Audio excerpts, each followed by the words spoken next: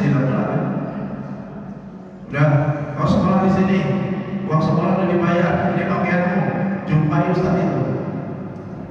Bapak pulang ya, begitu aja pesannya, macam dibuang saya rasanya. Nangis sekuat-kuatnya saya. Apa? Saya nak tiri ya macam mana gitu dalam batin saya. Nangis luar biasa. Karena nggak ada dikasih tahu. Dibujuk-bujuk ustaz-ustaz itu. Sampai pada akhirnya saya nggak mau pulang. Anak-anak pesantren udah libur panjang, mau lebaran itu saya nggak pulang. Malam takbir saya baru pulang. Sendiri saya santri di pesantren itu. Tidur sama ustaz, masak sama ustaz, puasa sama ustaz, buka puasa sama ustaz. Nggak ada satu santri pun yang ada di situ. Cuma saya satu-satunya santri yang belum pulang. Karena saya nggak mau pulang. Saya merasa saya ini sudah dibuang sama orang tua saya. Setelah besar baru saya sadar, ya Allah, ini yang rupanya tujuan orang tua saya, supaya saya sholat. Sederhana saja. Supaya saya sholat, saya harus dikorbankan, dijebloskan ke dalam pesantren itu. Besar baru saya tahu. Begitu juga anak-anak kita ini.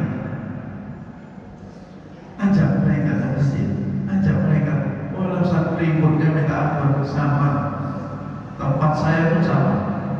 Tempat saya, anak-anak itu sapnya hampir sama dengan orang dewasa. Banyaknya luar biasa.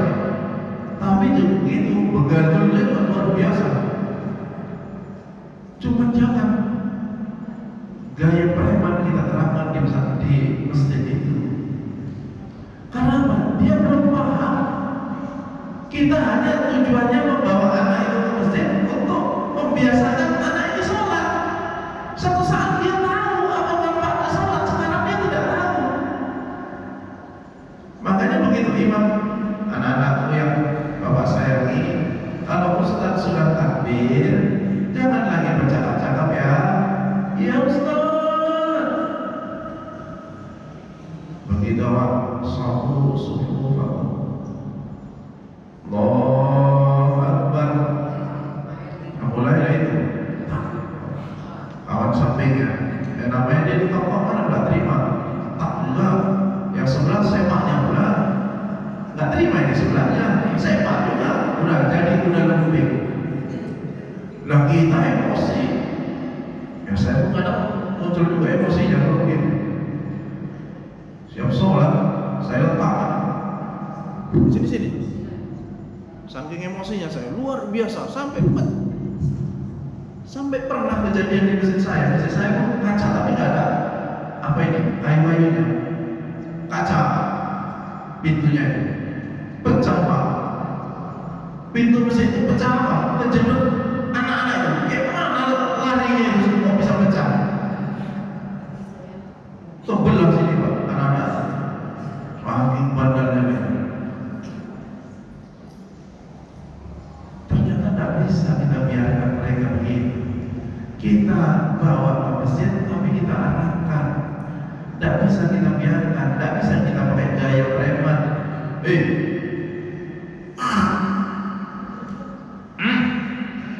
Besok jangan lagi kau datang ke masjid.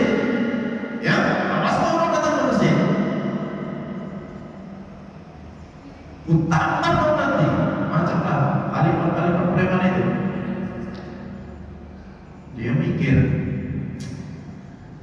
di rumah masuk ke masjid, kalau ke masjid awak ditampar sama ayah, sampai di masjid awak pun ditampar juga. Paksalah dia main PS lah dia ke depan masjid itu. Begitu pulang jam masjid, pulang juga dia. Udah sholat kan? Udah. Terpaksa dia berbuat tidak jujur. Karena apa? Di rumah pun diancam, di masjid pun diancam. Maka buat kita yang menyuruh anaknya ke masjid, ayo buat tolong ikut juga kita ke masjid. Apakah itu maknya, apa itu ayahnya, ikutlah kita ke masjid. Karena terkadang tidak semua jamaah bisa menerima kebenaran anak kita itu. Kalau yang datang emosinya ketemu, begitu. Padahal dia sedang berproses saja. Tapi kalau ada kita yang menertibkan anak kita itu.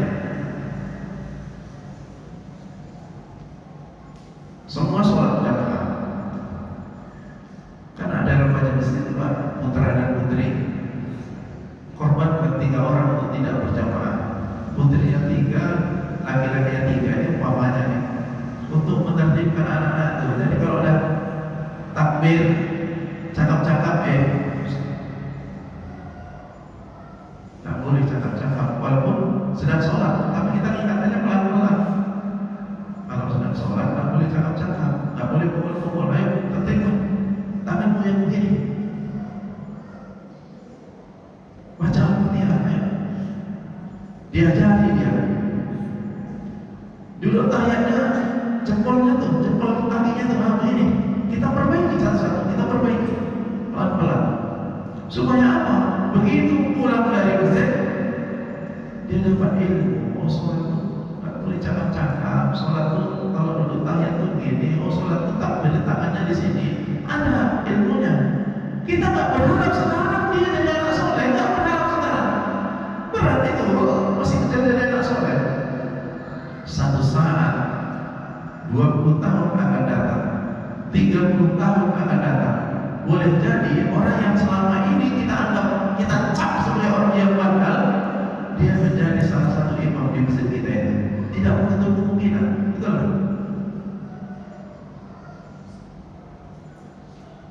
Cuma harus memang capek ya, letih ya, membuat kita emosi iya. Jangankan anak-anak di masjid begitu banyak, di rumahnya kita 3 orang ada pening kepala kita ya. Ya tapi memang begitu. Butuh energi yang luar biasa, butuh pengorbanan yang luar biasa, butuh perhatian yang luar biasa untuk menciptakan anak soleh itu. Tidak segampang membalikan perkataan. Maka sesuatu yang baik itu butuh ikhtiar yang luar biasa. Supaya apa? Ikhtiar itulah bagian dari ketakwaan kepada Allah Subhanahu wa Ta'ala. Kita pun hari ini sedang berlatih untuk menciptakan sholat, bagaimana sholat khusyuk, untuk menciptakan bagaimana kalau kita infak sedekah itu ikhlas. Kita sedang berproses. Tidak tahu kapan kita datang ke khusyukan itu, tidak tahu kita kapan datang ke ikhlasan itu. Tapi ketika kita sudah menjadi terbiasa, insya Allah akan datang dengan sendirinya.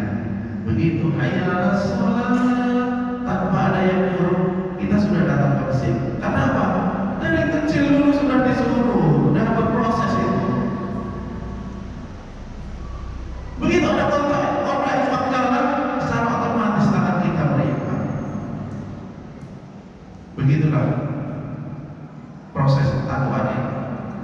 Semoga kita tergolong kelompok orang-orang dalam ayat Az-Zumar ayat 78, wasiqal ladzina taqaw rabbahum ilal jannati zumar. Satu saat jemaah masjid Ar-Ridho akan sama-sama berbondong-bondong digiring oleh Allah Subhanahu wa Ta'ala menuju surga Allah. Futihat abwaab